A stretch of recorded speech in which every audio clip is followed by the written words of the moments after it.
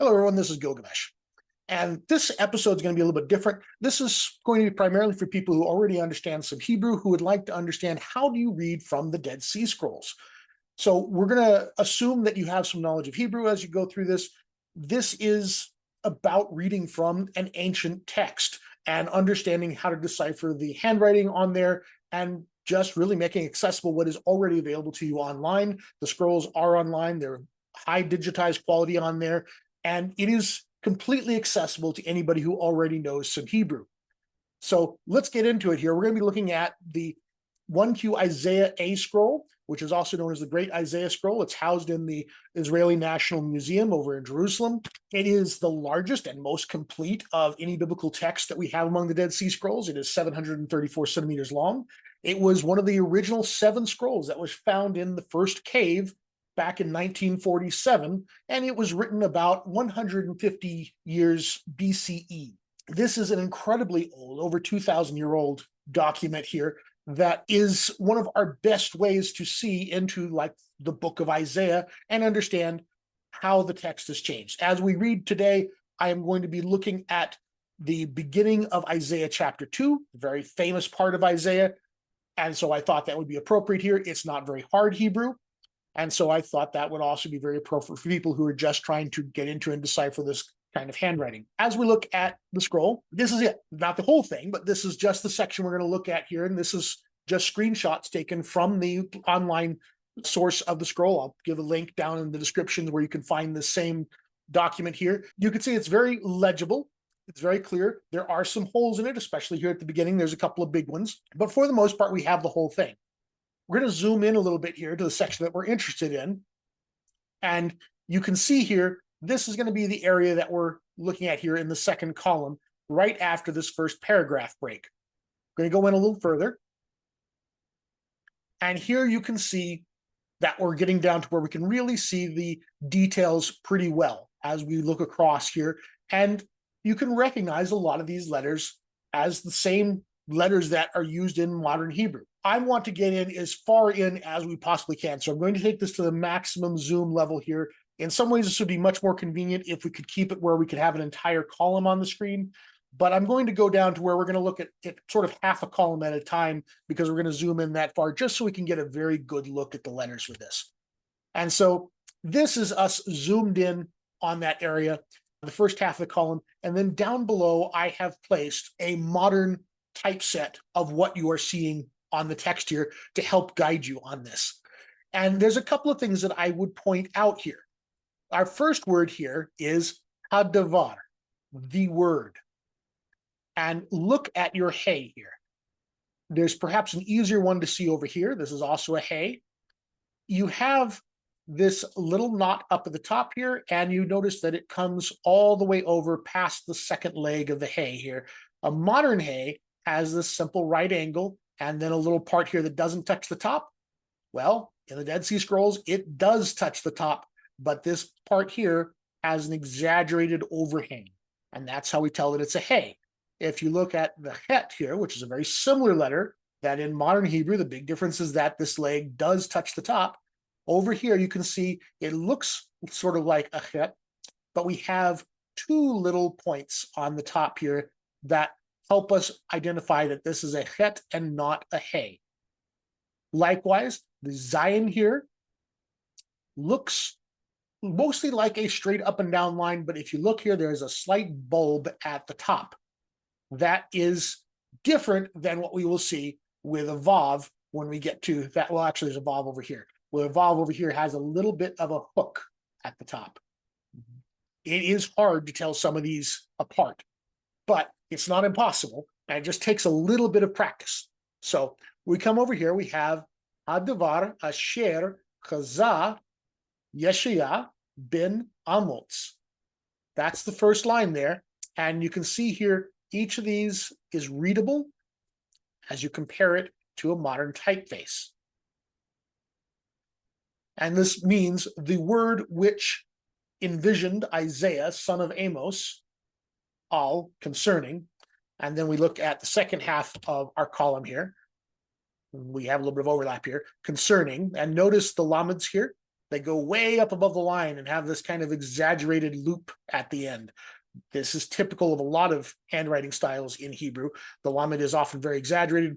Modern typeface lamed is this very modest little ascender above the line with a little serif on the top. The handwritings, you can spot the lameds very easily. So then we have here Judah, Yehuda, and you can have here Yod. You see that it's a bit bigger than we might think of a Yod being, and it's still the same basic shape, but do note that this curves downward a bit more here for the Yod.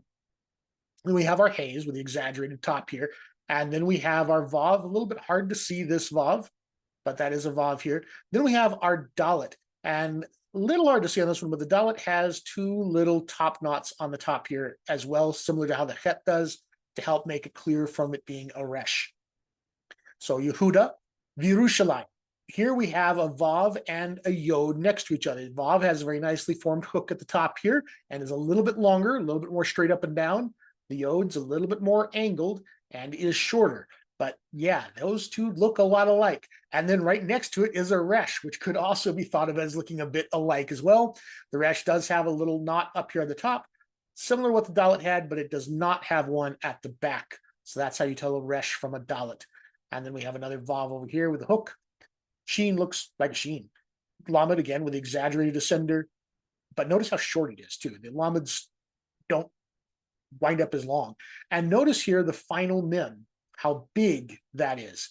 It tends to hang down below the line, and it tends to be an exaggerated size. So these are all things you pick up on as you try to understand the handwriting here, which Isaiah the son of Amos saw, Al Yehuda va'Yerushalayim.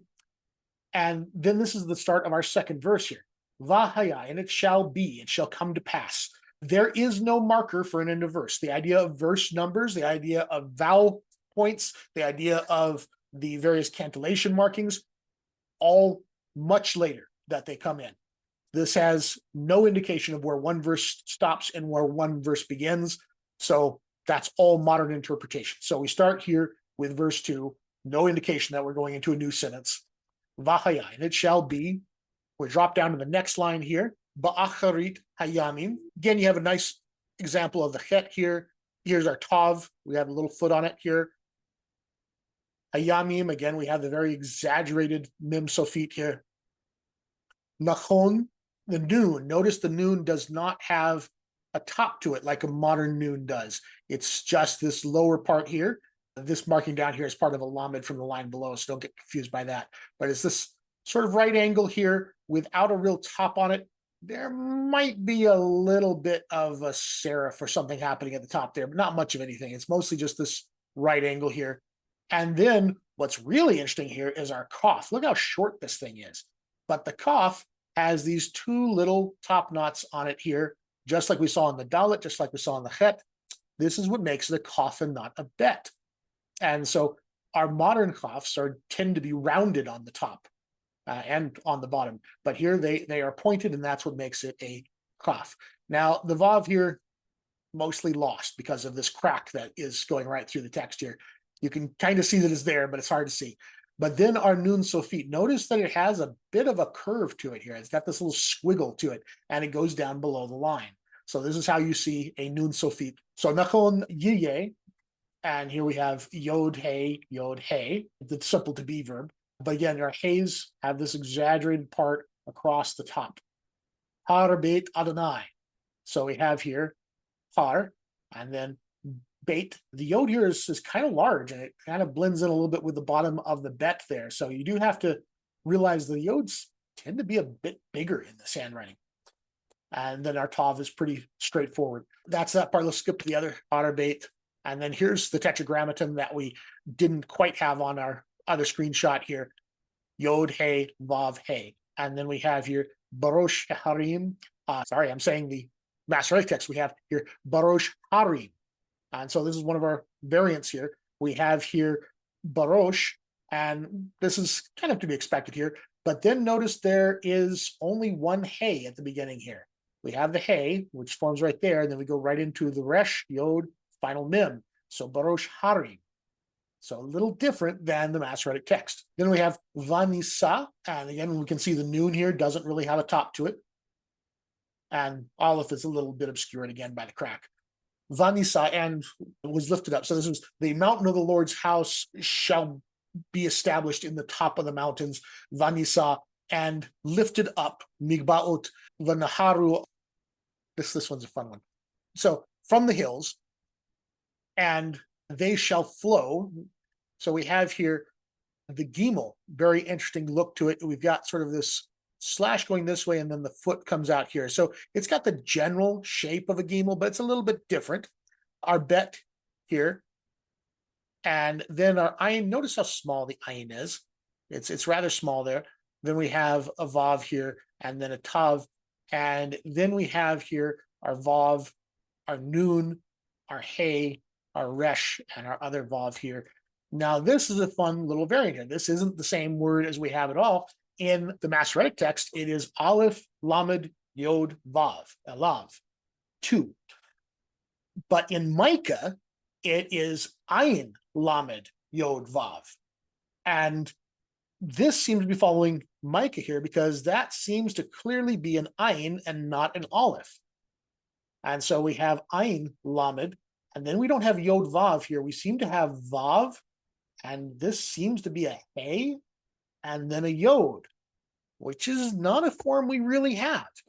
What's going on here? Not entirely sure, but will flow up to it is the sense of what this means. They will flow up to it, but this is not a form that looks right, but this is what it has here. And then we have kol. Notice this is spelled plene, meaning that we have an extra vav here for the long O sound. The Masoretic text does not have this vav here, so we have another variant.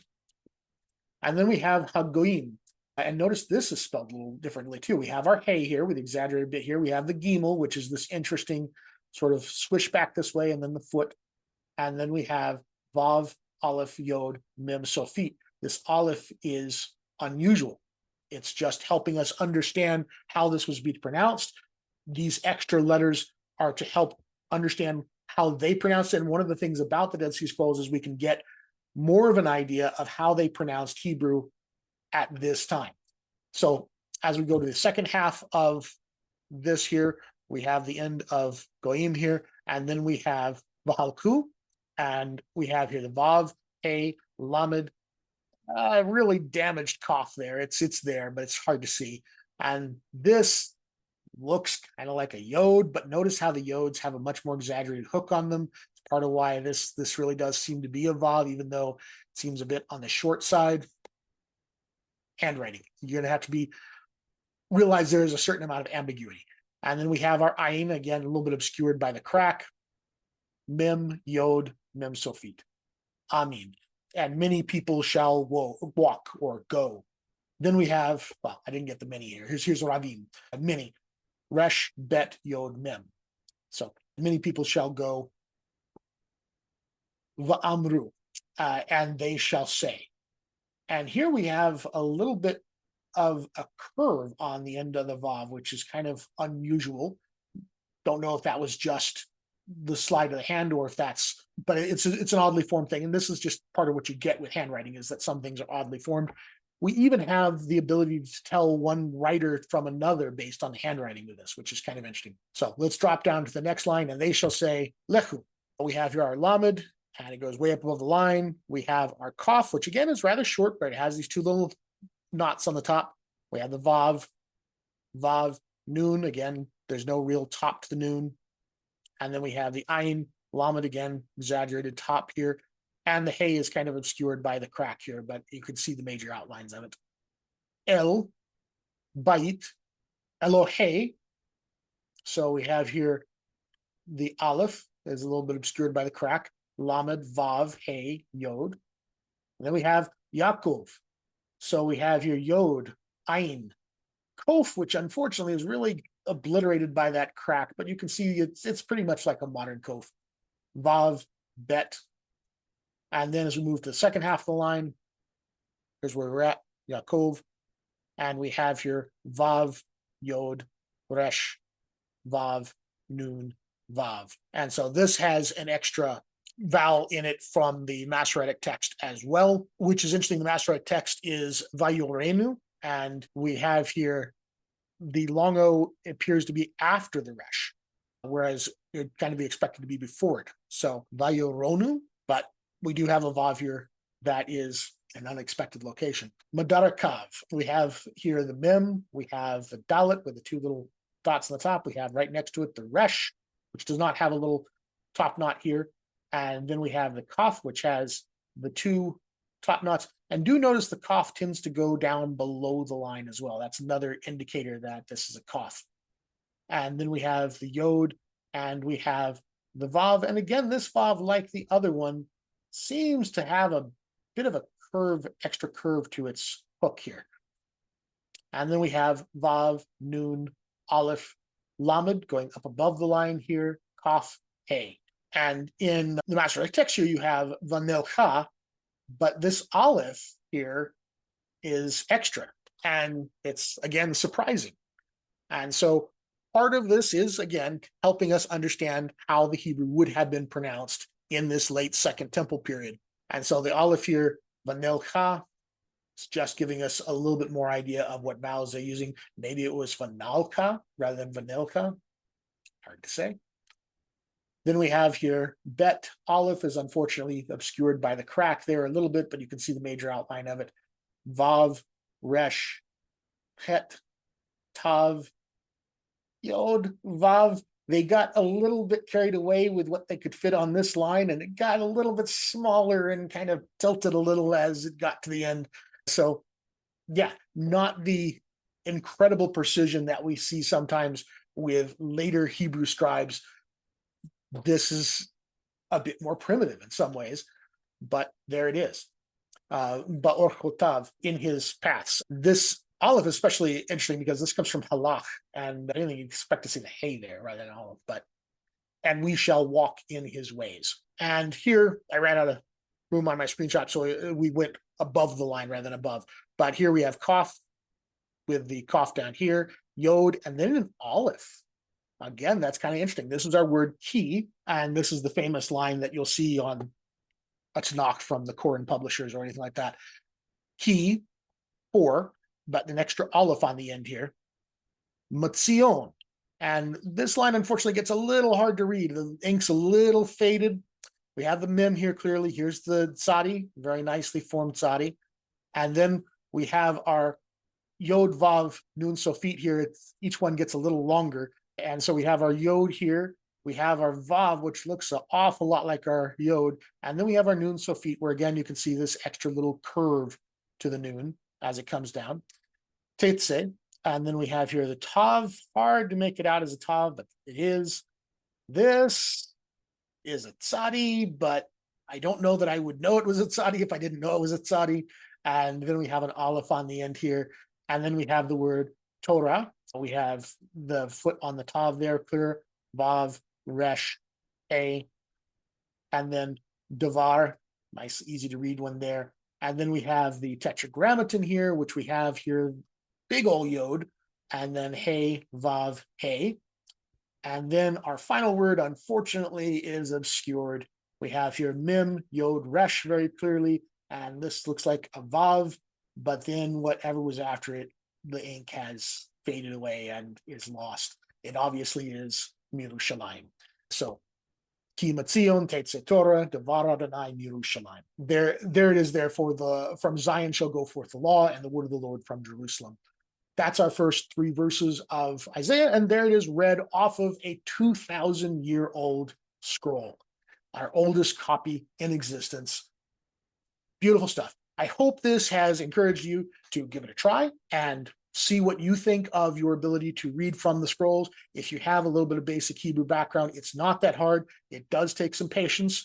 And yes, you're probably going to want a clear copy of the text nearby to help you figure out letter by letter when you get stuck. Some areas are very challenging. But anyway, this was interesting to you. Like and subscribe, and we'll see you in the next one.